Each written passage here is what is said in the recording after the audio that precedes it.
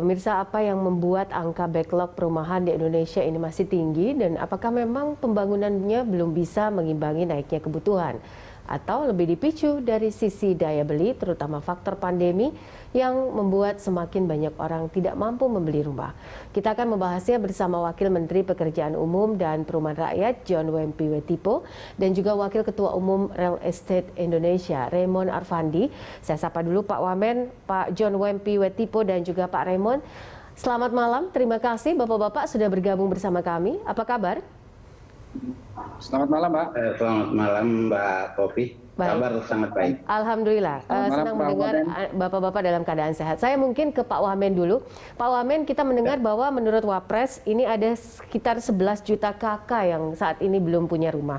Dan kalau dilihat trennya Pak, dalam 2 tahun terakhir ini terutama di tengah pandemi ini memang ada kenaikan yang cukup signifikan atau seperti apa Pak? Pertama-tama terima kasih untuk kesempatan yang sangat baik ini. Assalamualaikum warahmatullahi wabarakatuh. Salam sejahtera untuk kita semua. Jadi terkait dengan apa yang disampaikan oleh Bapak Wakil Presiden, memang pada tahun 2010 itu angka backlog dihitung itu hanya berdasarkan angka kepemilikan rumah, yaitu rumah tangga yang belum memiliki hunian. Dan angka penghunian atau rumah tangga yang menghuni rumah layak artinya tidak harus memiliki, namun dapat menghuni rumah. Sehingga pada tahun 2015 itu angka backlog telah mencapai angka 10 juta rumah tangga, ya, 10 juta rumah tangga. Dalam RPJMN 2020-2024, ya, angka backlog tidak hanya dihitung berdasarkan kepenghunian rumah saja, namun dihitung berdasarkan indikator kepenghunian rumah layak huni yang memenuhi 4 kriteria layak, ya. 4 kriteria layak itu mencakup kecukupan luas tempat tinggal itu minimal 7,2 meter persegi per kapita. Kemudian yang kedua adalah memiliki akses terhadap air minum yang layak, ya. Kemudian yang ketiga adalah memiliki akses terhadap sanitasi yang layak. Kemudian yang keempat adalah ketahanan bangunan. Jadi bila mana masyarakat menghuni rumah yang tidak memenuhi salah satu dari kriteria tersebut, maka dihitung sebagai angka backlog, ya. Jadi berdasarkan data Susenas 2020, ya, 2020 itu proporsi rumah tangga dengan status rumah milik atau sewa di perkotaan dan pedesaan itu mencapai angka kurang lebih 80,10%.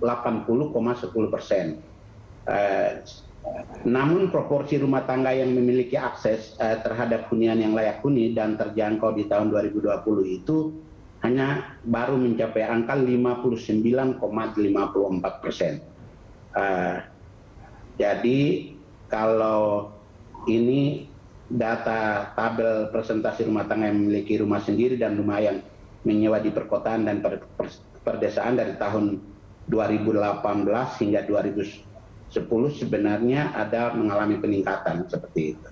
Oke, artinya memang angkanya masih cukup tinggi tapi tidak sampai 11 juta begitu kalau menurut keterangan dari Pak Wamen sendiri. Pak, kalau dilihat dari angka yang cukup tinggi ini Pak, ini penyebabnya kenapa? Apakah pembangunannya yang kurang atau memang daya beli masyarakatnya yang kurang atau seperti apa data yang memang dimiliki saat ini Pak?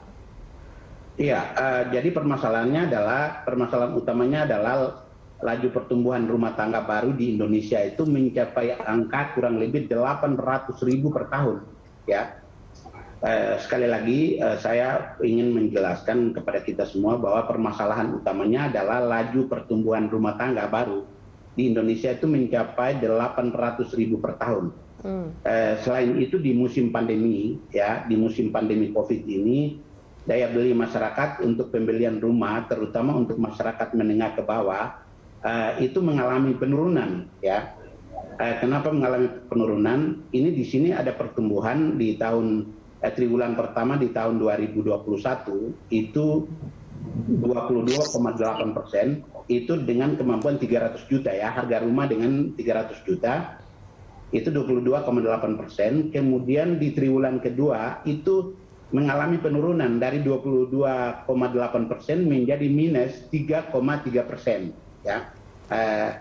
Kemudian dari 300 sampai dengan 500 juta di triwulan pertama itu minus 14,3%. Nah, di triwulan kedua itu mengalami penurunan yang cukup lumayan, itu minus 20,7%. Kemudian dari 500 juta hingga 1 miliar itu malah mengalami peningkatan, itu 24,0%, sampai di triwulan kedua itu mengalami kenaikan itu 26,2%. Kemudian dari 1 miliar ke 2 miliar itu minus di 7,1%, triwulan kedua itu minus 4,2%. Nah, kemudian rumah dengan harga 2 miliar, ya 2 miliar itu di triwulan pertama itu 238,5%, kemudian di triwulan kedua itu 225,0%. Ya. Artinya bahwa mengalami peningkatan seperti itu. Baik, baik. Saya ingin pendapat dari Ray sendiri. Pak Raymond, Anda melihatnya kalau kondisi di lapangan sendiri seperti apa? Kalau kita lihat data yang tadi dipaparkan oleh Pak Wamen, memang pembangunannya yang kurang atau memang karena juga faktor pandemi ini, Pak Raymond? Baik, terima kasih Mbak. Selamat malam Pak Wamen. Selamat malam Pak. Salam sehat dan hormat selalu. Salam sehat. Kami dari Real Estate Indonesia dan kebetulan posisi ada di Makassar. Kita sama-sama orang timur Pak. Ya, salam kenal dan salam hormat selalu. Baik Mbak, menyangkut tentang kesetiaan perumahan, khususnya perumahan-perumahan yang bersubsidi atau untuk masyarakat berpenghasilan rendah, memang selama musim pandemi ini tidak dapat kita sangkali bahwa pengaruhnya sangat besar, baik dari segi produksi maupun daya beli masyarakat. Kenapa bisa begitu? Karena kita semua tahu dengan musim pandemi ini segala aktivitas ekonomi itu boleh dikatakan turun, hanya kurang lebih sekitar 40 sampai dengan maksimal 50% yang diizinkan oleh pemerintah. Sehingga mau tidak mau, daya produksi daripada kami teman-teman pengembang maupun developer ini, maupun daya beli sendiri daripada masyarakat jauh sangat menurun. Karena khususnya buat perumahan MBR ini, kita sama-sama tahu bahwa sebenarnya segmen masyarakat ini berasal daripada kebanyakan 65% berasal dari non-fixed income. Ya, mereka membutuhkan income tambahan untuk bisa mendapatkan kemampuan untuk mencicil rumah. Nah, dengan adanya keterbatasan aktivitas di masa musim pandemi ini, mau tidak mau mereka tidak bisa mendapatkan tambahan income. Sehingga membuat suatu keraguan mereka untuk membeli rumah, menyediakan rumah, ataupun menginvestasikan rumah. Nah, kasus yang sama terjadi pada kami juga pengembang. Karena daya beli yang menurun, mau tidak mau kita harus melakukan revisi target pembangunan, revisi target penjualan. Ya, supaya bisa terjadi keseimbangan balancing antara produksi dengan demand-nya. Jadi kesimpulan kami Mbak, memang dengan adanya musim pandemi ini, mau tidak mau, suka tidak suka, pengaruh terhadap ketersediaan rumah itu sangat-sangat besar. Itulah kejadian yang terjadi di lapangan. Oke, baik. Nanti kita akan kembali membahas bagaimana strategi akhirnya apa yang akan dilakukan oleh Kementerian PUPR nih ya, terkait langkah nyata untuk menekan angka backlog perumahan ini. Tapi usai jeda kami akan kembali bersama Pak Wamen dan juga Pak Raymond dari Ray. Usai jeda pemirsa tetaplah bersama kami dalam Hot Ekonomi. Ya, Anda kembali bersama kami dalam Hot Ekonomi. Saya masih melanjutkan perbincangan bersama Pak John Wempi Wetipo, Wakil Menteri PUPR, dan juga Pak Raymond Arfandi dari Wakil Ketua Umum Ray. Pak Wamen, kalau kita lihat apa saat ini strategi dari Kementerian PUPR sendiri untuk menekan angka backlog perumahan ini saat ini, Pak? Ya, jadi arah kebijakan dalam rangka penyediaan akses perumahan dan permukiman layak, aman dan terjangkau dengan meningkatkan akses masyarakat secara bertahap ya terhadap perumahan yang layak. Kemudian aman dan terjangkau untuk mewujudkan kota tanpa pemukiman kumuh. Kemudian strategi yang dapat dilakukan melalui 3 pendekatan oleh Kementerian Pekerjaan Umum dan Perumahan Rakyat, yaitu pendekatan dari sisi permintaan, ya, pendekatan dari sisi permintaan, kemudian dari sisi pasokan, dan yang berikutnya adalah sisi enabling environment. Jadi yang pertama adalah strategi dari sisi permintaan atau melalui demand side, yaitu pemantapan sistem pembiayaan perumahan dalam rangka mewujudkan pembiayaan perumahan yang murah itu melalui FLPP dan SSB, BP2BT, termasuk optimalisasi pemanfaatan sumber pembiayaan jangka panjang seperti tabungan perumahan rakyat atau TAPERA dan dana jaminan sosial atau pensiun. Kemudian yang berikut adalah perluasan fasilitas pembiayaan perumahan terutama bagi masyarakat berpenghasilan tidak tetap dan membangun rumah secara swadaya. Kemudian yang langkah kedua atau langkah yang berikut adalah strategi dari sisi pasokan, yaitu bantuan penyediaan rumah bagi MBR melalui pembangunan rumah susun, rumah khusus, dan rumah swadaya. Kemudian pemberian bantuan stimulan untuk pengembang yang membangun rumah MBR berupa bantuan PSU. Kemudian selanjutnya adalah untuk peningkatan efisiensi lahan untuk penyediaan perumahan dan konsolidasi tanah dalam rangka penanganan pemukiman kumuh perkotaan.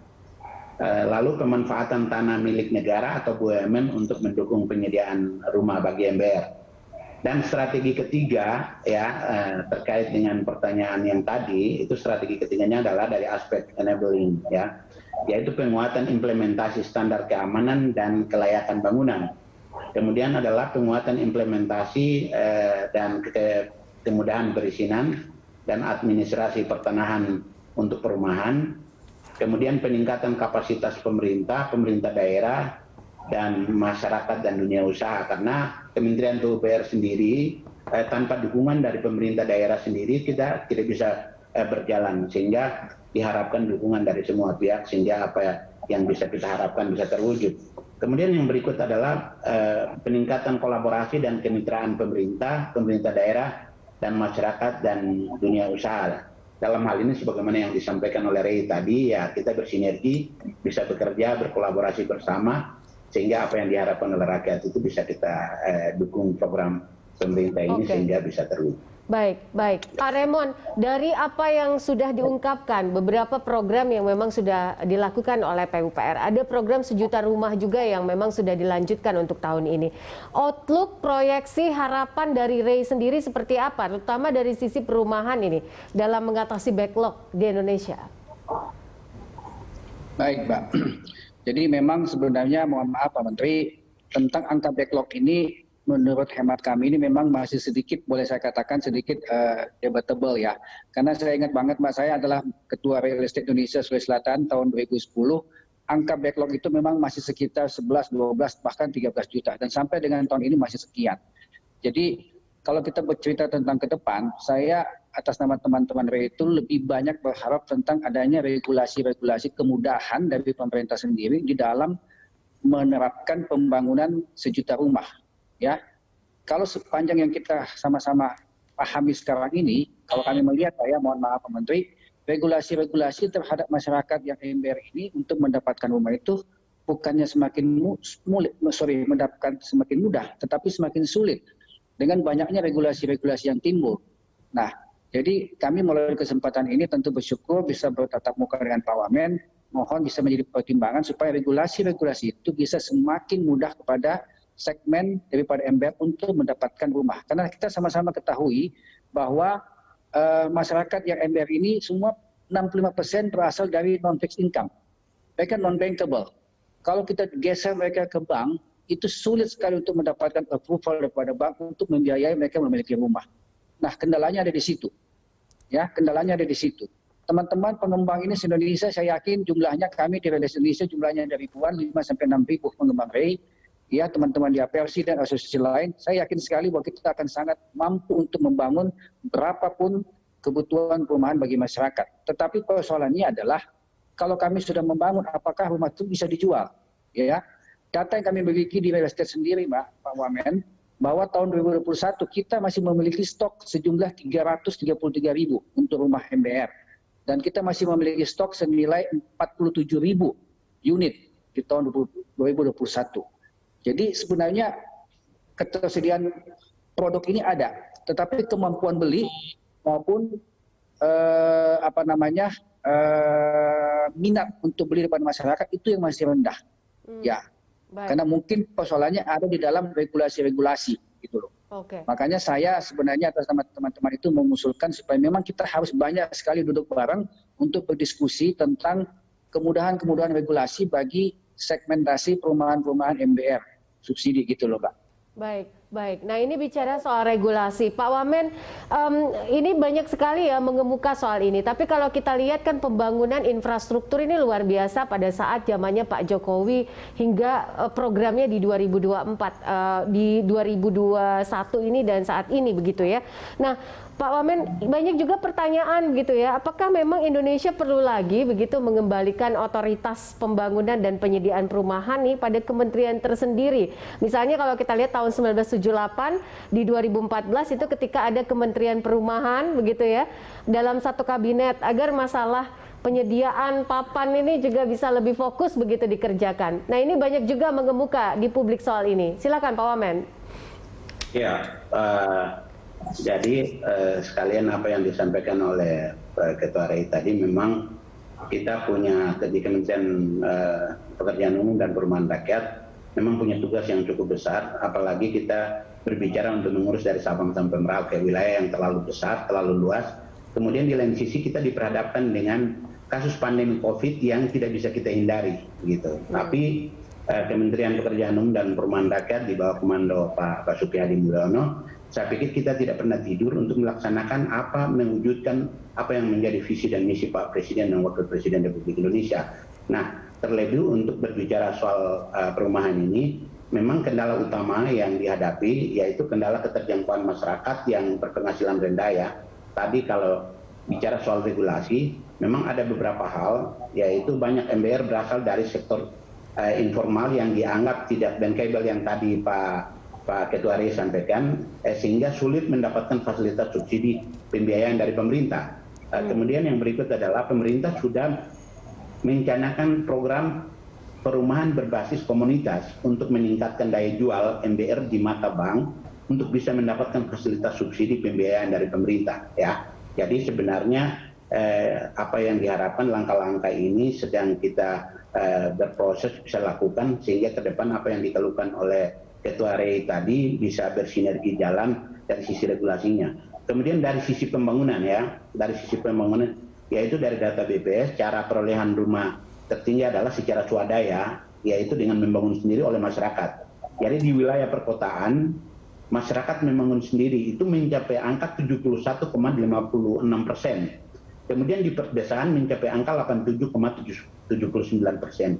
Jadi sebenarnya secara merata masyarakat membangun tempat tinggal milik sendiri itu sebesar 79,67%. Oleh karena itu kebijakan penyediaan perumahan seharusnya menitik beratkan bukan pada bantuan secara fisik, namun peningkatan akses atau peran masyarakat untuk membangun rumah layak huni. Jadi sebenarnya tidak bergantung kepada MBR yang dikerjakan oleh pihak RI atau rekanan yang lain, tetapi lebih mengedepankan kepada masyarakat itu sendiri. Baik, baik. Pak Wamen, terima kasih untuk penjelasannya.